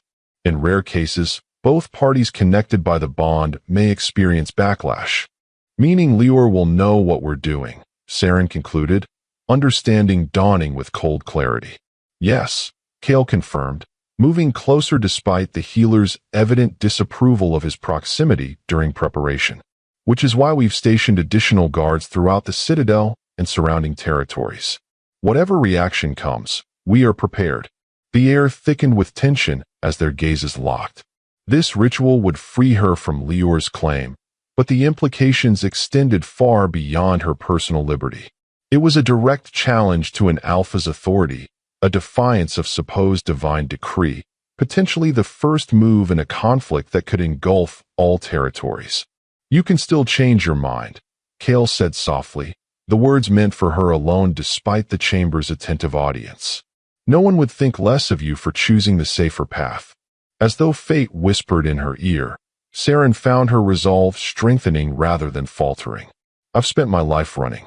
I won't spend whatever remains of it bound to someone who sees me as property rather than partner. Pride flashed in Kale's eyes, quickly masked but unmistakable. Without another word, he stepped back, acknowledging her choice with respectful distance. The moment their eyes locked in silent understanding, A beam of concentrated moonlight struck the center of the pool as the moon reached its perfect position above. The water began to glow with pearlescent luminosity, casting ethereal patterns across the ancient stone walls. "It is time," Lyra announced, her staff raised high. "Enter the waters, Omega, and claim your freedom." Between one breath and the next, Seren stepped into the pool. The liquid felt thicker than water, almost viscous against her skin, its touch simultaneously burning and freezing. She moved with deliberate steps toward the center where the moonlight concentrated most intensely, the ceremonial shift billowing around her legs like a living entity. As she reached the pool's heart, directly beneath the shaft of moonlight, Seren glanced once more toward Kale. His expression remained carefully neutral, but his eyes burned with an intensity that gave her courage. Whatever happened next, she would not face it alone. With that thought sustaining her, she submerged herself completely. The world beneath the surface transformed into pure sensation. Brilliant light penetrating closed eyelids, pressure building in her chest as she held her breath, and then, without warning, excruciating pain as Lior's distant claim began to unravel. It felt as though her very soul was being torn apart, mystical hooks embedded in her essence ripped free one by one. Above the surface, the healers chanted in an ancient language, their moonstones glowing with increasing intensity as they directed the ritual's energy. Kale watched with outward calm that belied the turmoil within, his wolf pacing restlessly beneath his skin, demanding intervention as Seren's suffering became evident even through the glowing water. When her body convulsed violently beneath the surface, his control fractured. Before the healers could protest, Kale moved to the pool's edge, prepared to pull her free if necessary. Just as his hand reached toward the water, Seren broke the surface with a desperate gasp, her eyes wild and disoriented. The chanting stopped abruptly as she stumbled forward, nearly collapsing before Kale caught her in his arms, heedless of protocol or propriety. "The pull," she whispered against his chest, her voice raw from screaming underwater. "It's gone." Relief flooded his expression, quickly replaced by concern as he felt her body trembling violently against his. The ritual had exacted a heavy toll. Her skin burned with fever, her breathing remained shallow and labored. "Take her to the royal chambers," Kale commanded, lifting Seren into his arms without awaiting the healer's approval. "The guest quarters are too exposed if Lior senses what we've done." No one dared challenge him as he carried her from the ritual chamber, her wet form cradled protectively against his chest. The significance of his decision was lost on no one present. The Alpha King bringing an unclaimed Omega to his personal domain crossed boundaries that could never be uncrossed. As her consciousness faded in and out during their ascent through the citadel, Seren registered little beyond the strength of the arms that held her and the comforting scent of pine and snow that enveloped her senses. For the first time in years, the painful southward pull had vanished completely, leaving a curious emptiness in its wake. By the time Kale laid her gently on his bed, a massive structure of dark wood and furs that dominated the royal bedchamber, awareness had returned enough for Seren to recognize her surroundings. "Your chambers," she murmured, a question implicit in the observation. "The safest place in the citadel," he replied, his voice rough with emotions he couldn't fully suppress. "Rest now. The ritual has taken much from you." As he turned to leave, her fingers caught his wrist in a gesture becoming familiar between them. "Stay," she whispered, the single word carrying vulnerability she had never dared show before. "Please." The space between them burned with unspoken desire, with possibilities both tempting and dangerous. Kale's expression reflected the internal battle between what he wanted and what honor demanded. "If I stay," he said finally, his voice dropping to a rumble that vibrated through her very bones, "there are boundaries that must be respected. You've only just been freed from one Alpha's claim. I won't replace it with another, no matter how much my wolf demands otherwise." Her heart skipped painfully at his honesty. In that moment, any remaining doubts about his character dissolved completely. This powerful Alpha, who could take whatever he wanted through strength or royal decree, instead offered choice where others had only offered chains. As the truth unraveled between them, Seren made a decision that defied logic and self-preservation alike. She shifted on the massive bed, creating space beside her in silent invitation. "Just hold me," she requested softly. Nothing more. Something inside him shifted, clear as day, at her request. With careful movements that belied his powerful frame, Cale lowered himself onto the bed beside her, maintaining a thin barrier of propriety even as he gathered her gently against his chest. The contact brought immediate comfort, her body instinctively molding against his as though designed to fit perfectly within his embrace. His heartbeat beneath her ear provided rhythm to thoughts too complex for immediate words. "What happens now?" she whispered into the darkness, the question encompassing far more than their immediate situation. His arms tightened almost imperceptibly around her. "Now you rest," he replied, his breath warm against her hair. "Tomorrow, we face whatever consequences come from defying fate's decree." As sleep claimed her, cradled in the arms of the Alpha who had risked everything to give her freedom of choice, Seren confronted the terrifying truth she could no longer deny. In escaping one bond, she had inadvertently created another, not through magic or ritual or divine decree, but through the far more dangerous territory of genuine emotion. And this bond, freely formed rather than forcibly imposed, scared her more than Lior's claim ever had. Because when the time came to choose her path at the moon summit, she now had something precious to lose. Freedom can be more terrifying than captivity when you discover that your heart has made choices your mind never authorized. And as Seren stood in the royal garden watching Cale's kingdom begin to fracture because of her presence, she realized the cruelest fate wasn't being claimed against her will, but being the downfall of the only Alpha who had ever truly seen her. Dawn painted the northern citadel in hues of pearl and gold as Seren awoke, surrounded by Cale's scent. The Alpha King himself was gone, though the indentation on the furs beside her remained warm. For several moments, she simply breathed, savoring the lingering essence of pine and snow and the profound absence of Lior's claiming pull. The ritual had worked. Her mind felt clearer, her wolf calmer than it had been in years. Wrapped in this momentary peace, she almost missed the raised voices coming from the adjoining chamber. Cale's deep timbre, usually so controlled, carried notes of barely restrained anger she had never heard before. 3 border outposts abandoned overnight. "Explain how this happens without my knowledge," he demanded, his tone sending shivers down Seren's spine despite not being directed at her. "Your Majesty," came a voice she recognized as Counselor Eris. "The captains claimed urgent family matters. But our sources confirm they've pledged allegiance to the Western Alpha, who has publicly denounced your interference with Alpha Vex mate claim." Seren's breath caught in her throat. Border outposts abandoned. Allegiances shifting. The political consequences of her presence in the Northern Kingdom were manifesting faster than either of them had anticipated. "And the Eastern movements?" Cale asked, his voice dropping dangerously low.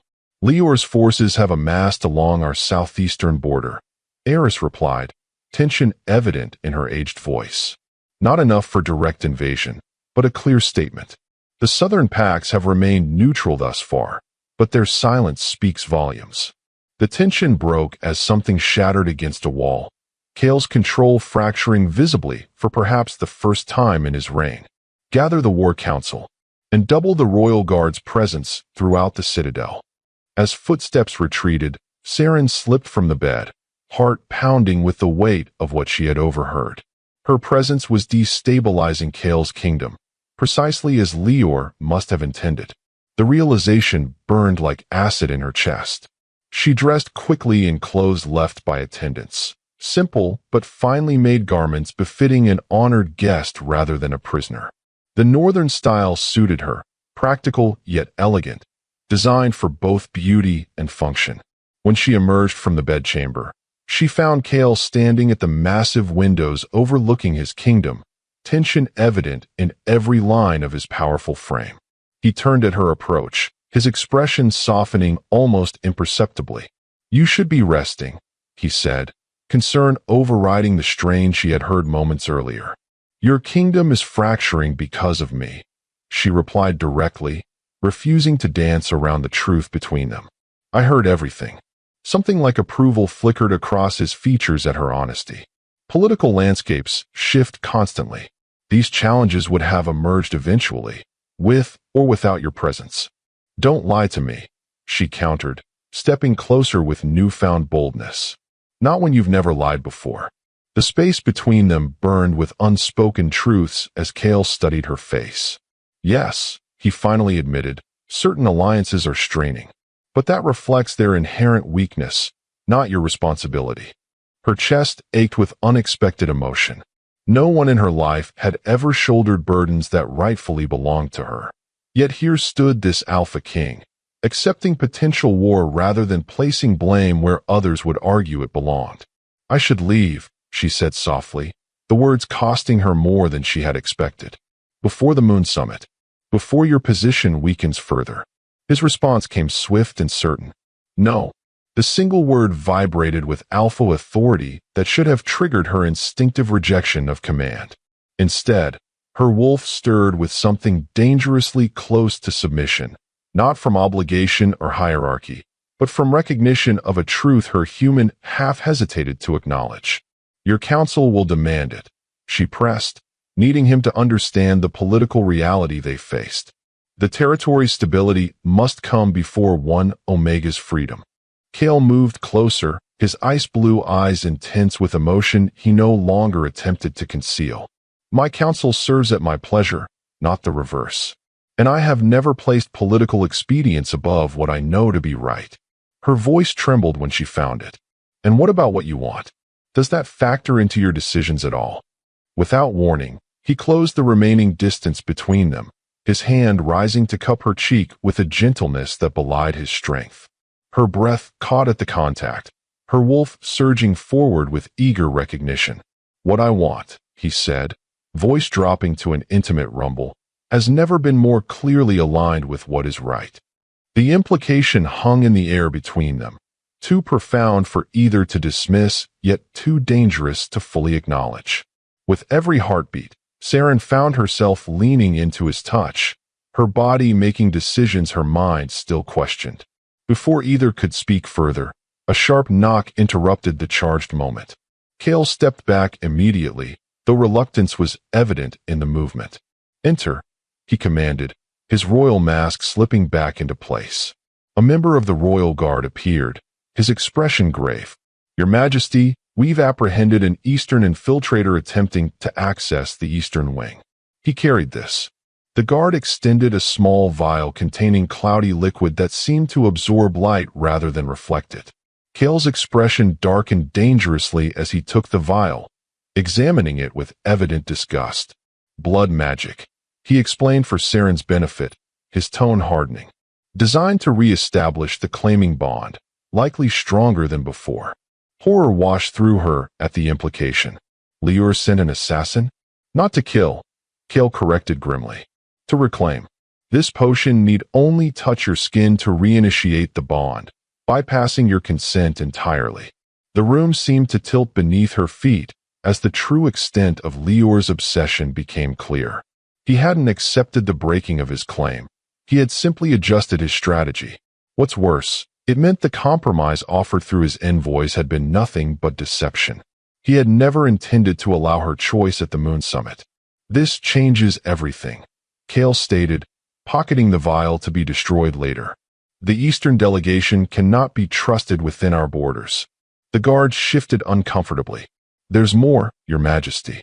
The infiltrator carried documentation bearing the royal seal of the Western Alpha, suggesting collaboration between territories. Just like that, everything changed. One major rival was concerning. An alliance of multiple territories against the Northern Kingdom approached catastrophic. Moments later, Counselor Eris arrived with several other advisors, their faces reflecting the gravity of this new development. They spoke in urgent tones about defensive positions, supply lines, and evacuation protocols should the worst occur. Throughout the strategic discussion, Seren felt increasingly like an intruder witnessing the potential collapse of a great kingdom, all because one alpha had dared to protect her from another's claim.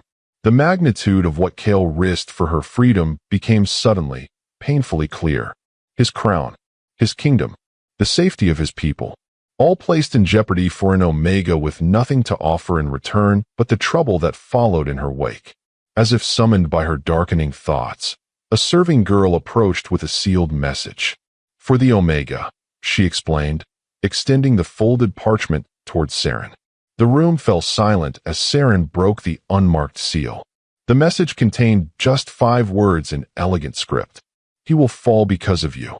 Her blood turned to ice as she passed the note to Kale, watching his expression harden as he read the veiled threat. "Increase security throughout the Citadel," he ordered immediately. "No one enters or leaves without my direct approval."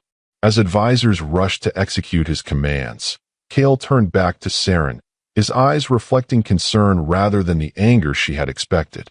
"This changes nothing," he assured her quietly. "You remain under my protection." But everything had changed. In that moment, watching royal guards dispatch and council members debate emergency measures, Seren made a decision that defied everything her heart wanted but her conscience demanded. She could not be the downfall of the only alpha who had ever truly seen her as a person rather than a prize. She would not watch his kingdom crumble because of her presence. She would not be the weapon Lior used to destroy the North. That night, when the Citadel finally quieted and even Kale had succumbed to exhaustion after hours of strategic planning, Seren slipped from the royal chambers. She left behind only a blood-stained cloak and a note that read, *, don't choose me over your people. I am not worth the kingdom you've built. *. As she disappeared into the shadows, Seren carried with her the wooden wolf token Kale had given her that first night in the mountains. Her only concession to the heart breaking with each step away from the Alpha she now knew she loved. What she couldn't know was that miles away, Lior Vex smiled as his spies confirmed her departure from Northern Protection. The board was set exactly as he had planned. The trap had been baited, and the Omega had just walked willingly into it. Sometimes the most brutal cage isn't built with iron bars, but with silken bonds of duty and sacrifice. And as Seren stood silently behind Lior's throne, dressed not as mate but as servant, she realized that her attempt to save Kale's kingdom had only delivered her into a hell where her body was imprisoned, but her heart remained frustratingly, hopelessly free. The Eastern Territories sprawled like a golden empire beneath an unforgiving sun, as different from the northern mountains as fire from ice. Where Kale's kingdom embraced the natural landscape, Lior Vex's domain bent nature to his will. Rivers diverted to feed ornamental gardens, forests cleared to showcase the grandeur of his ancestral estate. Seren had been brought here 3 weeks ago, intercepted by Lior's scouts barely a day's journey from the northern border. She had expected immediate claiming, perhaps even punishment for breaking the original bond. Instead, she had encountered something far more insidious. "You rejected my claim," Lior had stated upon her arrival, circling her like predator assessing wounded prey. His handsome features, too perfect, too symmetrical, betrayed no emotion beyond mild curiosity. Defied fate itself to escape what the moon goddess decreed. She had lifted her chin, prepared for violent retribution. "I choose my own path." His laugh had chilled her more than rage would have. How delightfully northern in sentiment. Did Thorn fill your head with such quaint ideals during your stay in his territory? "King Thorn respected my autonomy," she had replied, deliberately using his proper title. "Something you might consider." Something dark had flickered across Lior's expression then, the first genuine emotion she had glimpsed. "And yet here you stand, delivered to me by your own choice." His smile hadn't reached his calculating eyes. Perhaps autonomy is overrated when compared to protection of those you care for. From that moment, Seren's existence had transformed into an elaborate form of psychological torture. Rather than forcing a mating claim, Lior had ordered her dressed in the simple gray robes of a high-ranking personal servant. Rather than locking her away, He kept her in constant attendance during diplomatic meetings and social gatherings. Rather than physical abuse, he subjected her to the particular humiliation of invisibility, a treasured Omega reduced to silent, hooded service. The only physical restraint was the delicate silver collar around her neck, embedded with spelled moonstones that muted her natural Omega scent and prevented shifting. A barbaric practice outlawed in most territories, but apparently still fashionable in the East. Under the weight of his stare during diplomatic functions, Seren maintained the perfect, blank expression of the well-trained servant while her mind remained her final sanctuary of resistance. Lior might control her body's location and presentation, but he couldn't touch her thoughts, which returned with treacherous frequency to ice-blue eyes and gentle hands that had offered choice where others had only offered chains. Maybe it was fate that had brought her to this moment, standing behind Lior's ornate throne in the grand reception hall as he welcomed diplomatic envoys from allied territories. The Moon Summit approached in just 3 days, and preparations for the journey to neutral territory had begun throughout the Eastern Estate. The Northern Kingdom has overstepped its bounds for the final time, Lior was saying to the assembled allies, his voice carrying effortlessly through the cavernous space. Their interference with sacred mate bonds undermines the very foundation of our society. Murmurs of agreement rippled through the gathered alphas and their representatives. Seren kept her gaze lowered as required, but her ears missed nothing. The coalition against the North had grown to include not only the Western territories, but also the Southern Islands, an unprecedented alliance that threatened to isolate Kael's kingdom entirely. "What of the rumors?" asked a particularly bold beta from the coastal packs. "That King Thorn himself has developed unprofessional interest in your claimed Omega?" The tension broke as Lior laughed, the sound devoid of genuine humor. "Thorn's weakness for strays is well documented. I'm certain he convinced himself he was being heroic, sheltering what he believed to be an unwilling mate." His gaze flicked briefly towards Seren. "A misunderstanding that will be formally addressed at the summit." Her chest ached with something beyond physical pain. Lior spoke as though Kael's protection had been misguided but well-intentioned. A carefully constructed narrative that painted the Northern King as mistaken rather than deliberately challenging another alpha's claim. It was political maneuvering at its finest, preserving Lior's dignity while offering Kael a path to concession without loss of face. The gathered allies nodded in satisfaction, clearly relieved that open warfare might be avoided through diplomatic resolution. What followed was hours of strategic discussion that Seren absorbed with increasing dread. Lior's plans extended far beyond reclaiming a runaway Omega.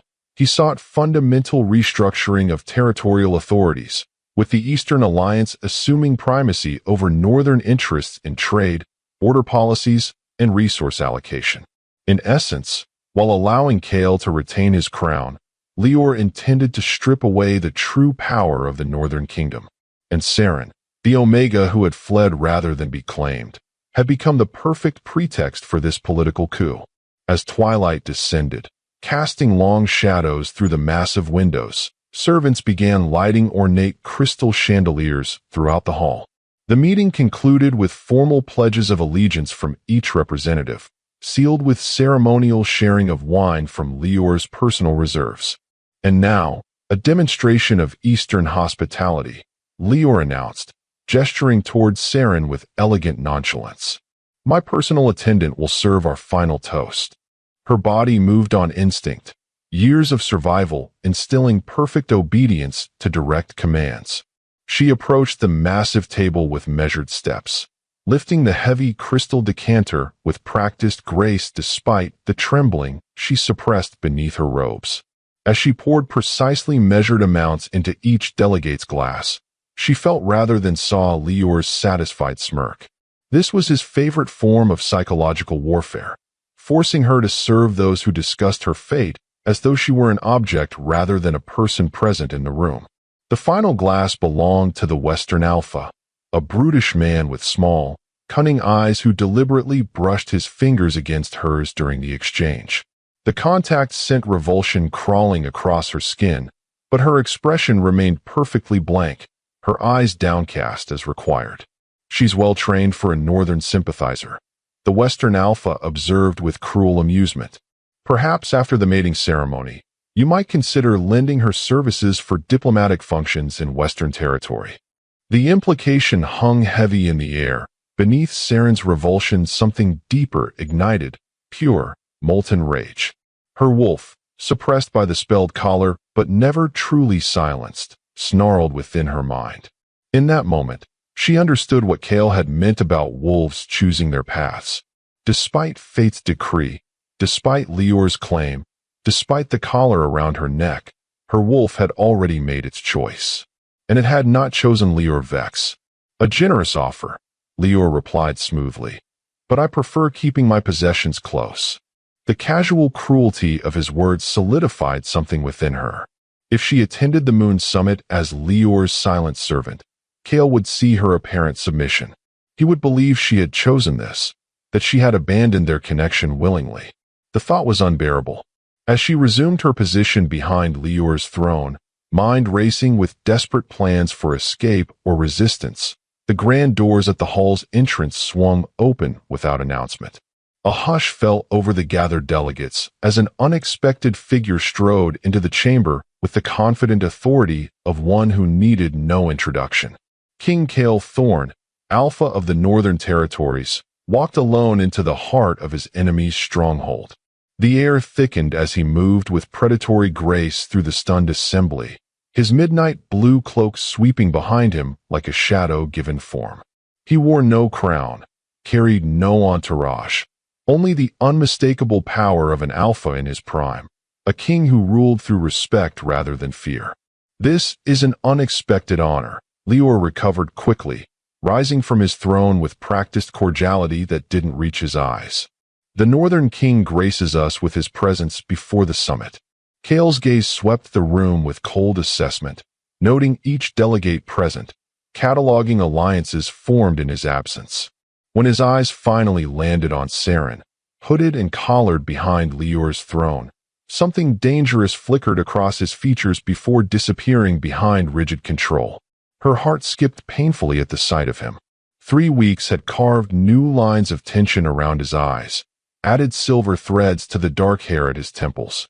Yet he remained breathtaking in his fierce intensity, in the restrained power evident in every controlled movement.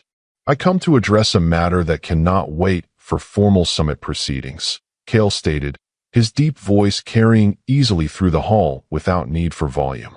"A matter of honor between alphas." Lior's smile didn't waver, though his sense soured with barely concealed displeasure at Kale's intrusion. "Of course, though customarily such matters are addressed through formal channels rather than unannounced arrivals." "Customarily," Kale agreed, his tone deceptively conversational. "Alphas do not employ blood magic to force claims against an unwilling Omega's consent. Yet here we stand." Murmurs rippled through the delegates as Lior's expression hardened. "Serious accusations require substantial evidence, Alpha Thorn." "Indeed." From within his cloak, Kale withdrew the small vial of claiming potion his guards had confiscated from the Eastern infiltrator. "Captured from your agent within my territory. An interesting diplomatic strategy." The space between them burned with unspoken challenge as Lior's carefully constructed narrative began crumbling. The allied delegates shifted uncomfortably, witnessing a confrontation they hadn't anticipated until the formal summit. "Ancient practices for extraordinary circumstances," Lior replied smoothly, recovering his composure. "When a fated mate flees her destiny, extraordinary measures become necessary." Kale's gaze hardened to Arctic ice. "And the servant's collar on a royal Omega? Is that also an ancient practice the Eastern territories wish to defend before the assembled territories?" The question struck like a physical blow, forcing the allied delegates to acknowledge what they had tacitly accepted: Seren's degraded status, visible yet deliberately ignored in their political calculations. Time stood still as the two alphas faced each other across the gleaming marble floor, rival kings locked in a contest of wills with territories hanging in the balance. "The Omega came to me willingly," Lior stated, playing his trump card with evident satisfaction. fled your protection of her own accord. Perhaps you should question why, Alpha Thorn, before challenging my methods." The words hung in the air between them, a direct hit that Kale couldn't easily counter without revealing vulnerabilities no Alpha King could afford before enemies. Under the weight of his stare, Seren felt the moment balancing on a knife's edge. Kale had risked everything coming here alone: his safety, his political standing, potentially his kingdom itself. And he had done it for her, despite her abandonment, despite the note she had left. Between one breath and the next, something within her shifted, clear as day. No more running. No more hiding. No more sacrificing happiness for safety. Her body moved on instinct, stepping forward from her position behind Lior's throne. Hands steady despite her racing heart. She lowered her servant's hood and lifted her eyes to meet Kale's gaze directly. "I left to protect his kingdom from fracturing because of me," she stated, her voice clear and carrying despite weeks of enforced silence. "Not to return to you." The tension broke as Lior spun toward her, shock and fury warring across his perfect features. "You forget your place," he snarled, the carefully cultivated mask of civilization slipping to reveal the predator beneath. "No," she countered, fingers rising to the spelled collar at her throat. "I've finally remembered it." With deliberate defiance, she addressed the assembled delegates. "I was never Alpha Vex' fated mate. The vision he claimed from the moon goddess was fabrication designed to justify claiming a rare Omega. I have spent years running from forced mating, only to be displayed as a servant when capture failed to secure my submission." Gasps and murmurs erupted throughout the hall as decades of diplomatic pretense crumbled in the face of her simple truth. Lior's carefully constructed alliance began unraveling thread by thread as delegates exchanged uncertain glances, the political calculus shifting dramatically with each word she spoke. As if pulled by a string connecting their souls, Seren moved toward Kale, each step away from Lior's throne, a reclamation of autonomy long denied. "The Northern Kingdom offered me choice," she continued, her gaze never leaving Kale's face. "Not claiming, not ownership. The freedom to determine my own path, whatever it might be." Lior's control shattered completely. "Enough," he roared, Alpha command vibrating through the word with such force that several betas in the room dropped instinctively to their knees. But Seren, her wolf already claimed by choice rather than magic, remained standing. The moment their eyes locked across the chamber, something profound passed between her and Kale. Understanding, recognition, and something far more dangerous that neither dared name in that precarious moment. Without warning, Lior lunged forward, his hand closing around Seren's throat just above the spelled collar. "You are mine," he growled, fingers tightening with punishing force. "By right, by decree, by the laws of our kind." What happened next occurred so quickly that later accounts from witnesses varied wildly. Kale moved with supernatural speed, his form blurring as he crossed the distance between them. Where allies expected violence, Alpha challenging Alpha directly, they instead witnessed something unprecedented. The Northern King placed himself between Seren and Lior without touching either, his voice dropping to a register that seemed to vibrate through the very stones beneath their feet. "She is not yours," he stated, each word carrying the weight of immutable truth rather than Alpha command. "She belongs to herself alone." In that moment, facing rival kings and hostile territory without weapon or shield, Seren made her choice with perfect clarity. She reached for Kale's hand, twining her fingers with his before the assembled witnesses. "And I choose him," she declared, not as submission but as declaration. "Not because fate decreed it, not because tradition demands it, but because my heart, my wolf, my very soul recognizes him as mine." The words hung in the air like physical things, transforming the political confrontation into something far more profound, a challenge to centuries of tradition regarding fated mates and alpha claims. As the assembled delegates watched in stunned silence, the spelled collar around Seren's neck cracked, thin fractures spreading through the enchanted silver until it crumbled completely, falling to the marble floor in glittering fragments. Her Omega scent, rare and powerful, flooded the chamber, no longer suppressed by magic. Yet instead of the chaos such potent pheromones typically triggered among unmated alphas, something extraordinary happened. The scent oriented itself exclusively toward Kale, wrapping around him like a living thing while remaining merely pleasant but unremarkable to every other alpha present. The true bond, the connection of souls that transcended fate's decree, had manifested physically before witnesses from every major territory. As Lior's carefully constructed world collapsed around him, Kale's hand tightened protectively around Seren's. The battle was far from over, politically, territorially, perhaps even physically, but in that moment, something fundamental had shifted in the balance of power between packs. Because for the first time in recorded history, an Omega had publicly rejected a supposed fated mate and chosen another, not through magic or ritual or divine decree, but through the far more revolutionary power of free will. And no alpha, regardless of territory or title, would ever view Omegas quite the same way again. The most profound revolution isn't written in political treaties or declared on battlefields, but inscribed silently in the spaces where power willingly bends to love. And as Seren stood beside Kale before the assembled territories at the Moon Summit, she realized the true victory wasn't in breaking one alpha's claim, but in creating a world where her kind would never be claimed unwillingly again. The Great Hall of Neutrality shimmered with ancient magic that prevented violence within its hallowed walls. Built centuries ago on land claimed by no territory, the massive circular chamber had witnessed countless peace negotiations, alliance formations, and territory disputes throughout the history of wolfkind.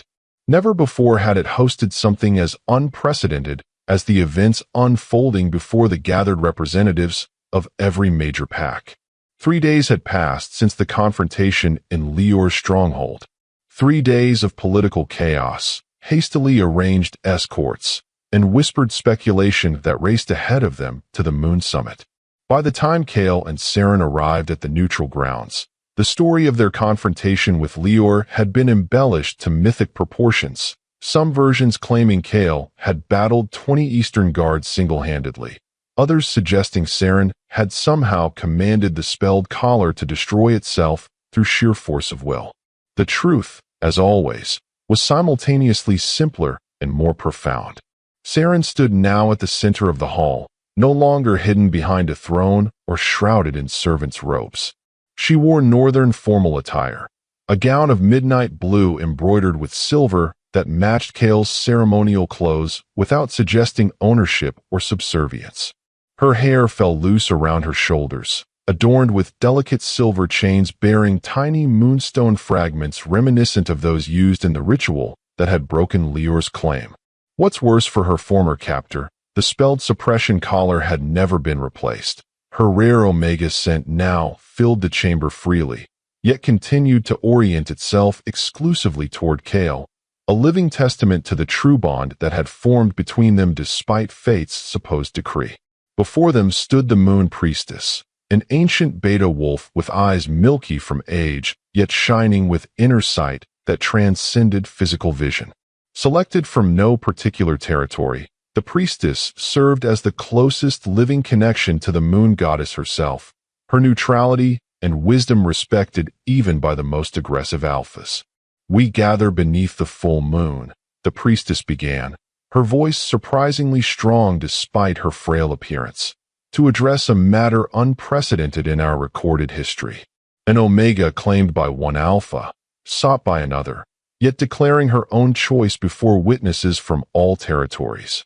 Murmurs rippled through the assembled representatives who formed a perfect circle around the central dais. Lior stood opposite Kale and Seren, his handsome features arranged in careful neutrality that didn't quite mask the fury simmering beneath.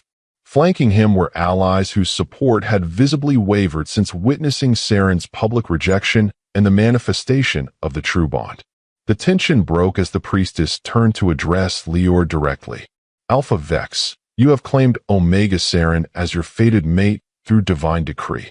You stand by this claim." "I do," Lior replied without hesitation, his voice carrying effortlessly through the chamber. The moon goddess revealed her as mine in a sacred vision 3 years ago. That the Omega has been influenced by northern manipulation does not invalidate the divine bond. The priestess nodded, betraying no judgment, before turning towards Seren. And you, Omega? What say you to this claim? All eyes turned toward her, the hall falling into profound silence. In that moment, Seren felt the weight of far more than her personal future. She carried the hopes of countless Omegas who had been claimed without consent, their voices silenced by tradition and Alpha authority. Her voice trembled when she found it, not from fear, but from the magnitude of the moment. I reject the claim, she stated clearly. No vision was granted. No divine decree issued. Alpha Vex sought a rare Omega as trophy and possession, not as equal or partner. Gasps and whispers erupted throughout the hall. Even in this progressive era, such direct contradiction of an Alpha's statement by an Omega was practically unheard of, especially in formal summit proceedings. The priestess raised a gnarled hand, silencing the chamber instantly. Serious accusations require divine insight, she declared. The moon goddess sees all truths, reveals all deceptions. Without further explanation, she approached Seren, pressing withered fingertips against her temples. Open your mind to the goddess, child. Hide nothing, fear nothing. The contact sent electricity racing through Seren's body, her consciousness expanding beyond physical limitations as the priestess channeled ancient magic. Every memory, every emotion, every moment of her life lay exposed. Her mother's early death, years spent hiding her true nature, the terror of Lior's hunters, the desperate flight north, and finally, the life-changing encounter with Kale at the hot spring. When the priestess pulled away, her milky eyes shimmered with unshed tears. I have seen, she announced, her voice resonating with supernatural authority. This Omega speaks truth. No divine decree bound her to Alpha Vex. Before Lior could protest, the priestess turned toward him, hand extended. Your turn, Alpha. Submit to the goddess's sight.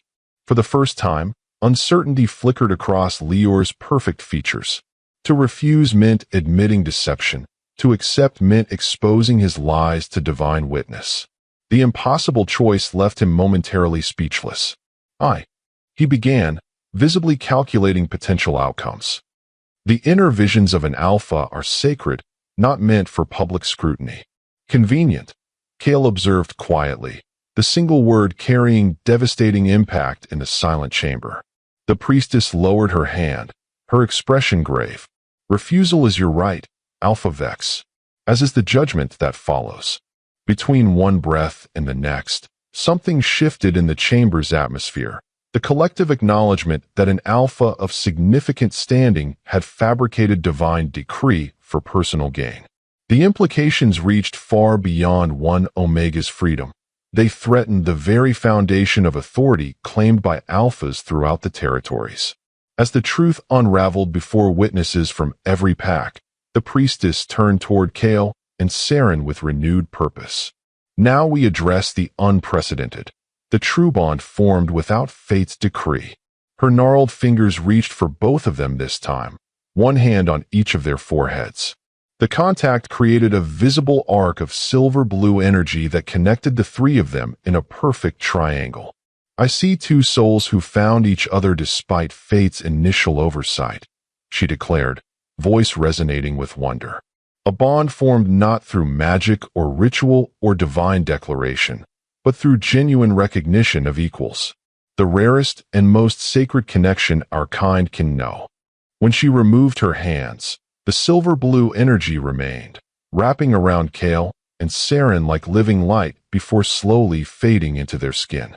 The mystical confirmation of their connection left no room for further challenge or dispute.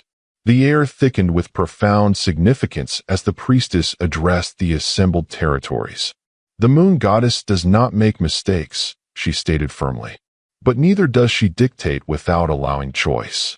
These two have demonstrated what our ancestors knew, but our kind has forgotten. That the strongest bonds form not through obligation or tradition, but through freedom to choose. Her milky eyes swept the chamber, settling briefly on each Alpha present.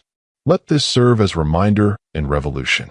No Omega shall ever again be claimed against their will in the name of divine decree. The practice of forced mating ends today by decree of the moon goddess herself. The declaration hung in the air like physical force, its implications rippling outward through all territories. Centuries of tradition challenged in a single moment by the highest spiritual authority their kind recognized. Lior's carefully constructed world collapsed completely as former allies stepped visibly away, creating physical distance that reflected their political separation. His deception exposed, his authority undermined. The Eastern Alpha faced a return to territories where his word would never again carry unquestioned weight. As the formal proceedings concluded and representatives began discussing the practical implementation of the priestess's decree, Kale led Seren to a quiet alcove away from curious eyes and political maneuvering. "Are you all right?" he asked, genuine concern overriding the triumph of the moment. Her chest ached with unexpected emotion at his simple question, his first thought not for the political victory or territorial advantage gained, but for her well-being. "Better than all right," she replied honestly. "For the first time since my mother's death, I feel free." The space between them burned with possibility as Kale's hand rose to cup her cheek, the gesture becoming familiar, yet never losing its power to send electricity coursing through her veins. "What happens now?" she asked softly, the question encompassing far more than their immediate future. His ice-blue eyes softened with an emotion he no longer attempted to conceal. "That depends entirely on what you want, Seren." Her name on his lips still sent shivers down her spine, still made her wolf stir with recognition and longing. "And if what I want is you," she whispered, the boldness of her admission surprising even herself. Something inside him shifted, clear as day, at her words. "Then you shall have me," he promised, his voice dropping to that intimate rumble that seemed to vibrate through her very bones. Not as Alpha claiming Omega, not as King claiming subject, but as equals choosing each other despite everything fate and circumstance tried to prevent. Her heart skipped painfully at his declaration. In that moment, any remaining doubts about her choice dissolved completely. This powerful Alpha, who had risked his crown, his kingdom, his very life to ensure her freedom, now offered himself with the same respect for her autonomy that had drawn her to him from the beginning. As the truth unraveled between them, Seren made her final choice with perfect clarity. Rising onto her toes, she pressed her lips to his in a kiss that defied tradition, convention, and the watching eyes of those who had filtered into the alcove's periphery. The contact sent waves of completion through her as their true bond flared to life, wrapping them in that same silver-blue energy the priestess had revealed. Her wolf sighed with contentment, with the bone-deep certainty of having found its rightful place in the world. When they finally parted, breathless and somewhat dazed by the intensity of their connection, Kale rested his forehead against hers in the intimate gesture of mated wolves. "Come home," he whispered against her lips. "Not to the Northern Kingdom, not to the royal chambers, but to me."